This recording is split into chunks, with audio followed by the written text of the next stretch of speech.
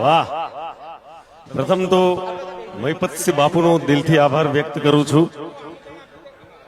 ખરેખર ભગવાન આમ તાદશ્ય દેખાતા નથી, પણ આવા લોકોને મોકલે જેમાં ભગવાન ઓલવેઝ વસેલા હોય છે ને ભગવાનનું સ્વરૂપ છે.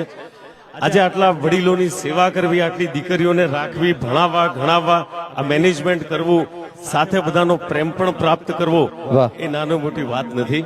અને હું બહુ ભાગ્યશાળી વ્યક્તિ છું કે ઓલવેઝ મહિપતસિંહ બાપુનો ફોન અને યાદ કરતા હોય છે, એટલે ખૂબ લવ.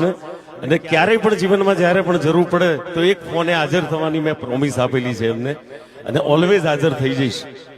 અને આજે 25 દીકરીઓના સમૂહ લગ્નનો પ્રથમ પ્રયાસ અને આટલી બધી જનમેદની, આટલા બધા લોકો અહીંયા ઉપસ્થિત થયા, આ મહિપતસિંહ બાપુ ઉપર તમારો બધાનો પ્રેમ અને વાલ અને આશીર્વાદ છે દોસ્ત. જોરદાર તાલી થઈ જાય મારા બાપુ માટે. આ ફુવારા બહુ છૂટે છે.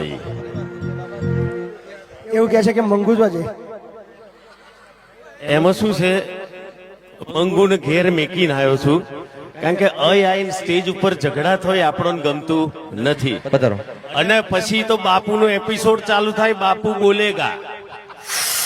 હવે એમને મારી બાજુ બોલવું કે મંગુ બાજુ બોલવું, એમાં હુડી વચ્ચે હોપારી થઈ જાય. એટલે એના કરતા મેં કીધું કે ડોક્ટરે એમ કીધું છે કે માથાનો દુખાવો હાથે લઈને ફરવો નહીં, એટલે એ ઘેર મેલીને આવ્યો છું. એક બે શાયરી કહું, કારણ કે બધા બહુ કલાકારો છે. प्यार किया वो पेरिस चली गई,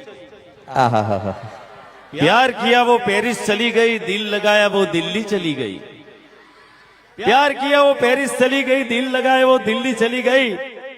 दिल ने सोचा खुदकुशी कर लेते हैं, भाई भाई, दिल ने सोचा खुदकुशी कर लेते हैं, बिजली के तार को छुआ तो साली बिजली चली गई.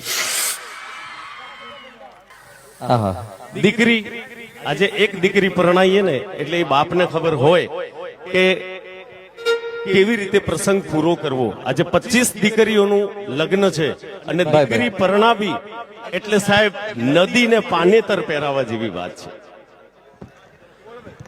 બધાનો બાપ કોણ? તાકે ભગવાન બ્રહ્મા, વિષ્ણુ અને મહેશ.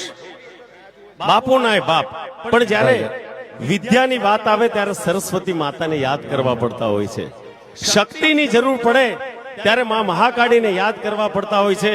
અને જ્યારે ધનની જરૂર પડે ત્યારે આપણે લક્ષ્મી માને યાદ કરતા હોય છે. જ્યારે બાપાના બાપને બી દેવીઓની જરૂર પડે, આવી માતાઓની જરૂર પડે, તો 100% બહેનો છે જે બેઠી છે, બધી જ મારી માતાઓ છે. જોરદાર તાલી થઈ જાય બધી બહેનો માટે.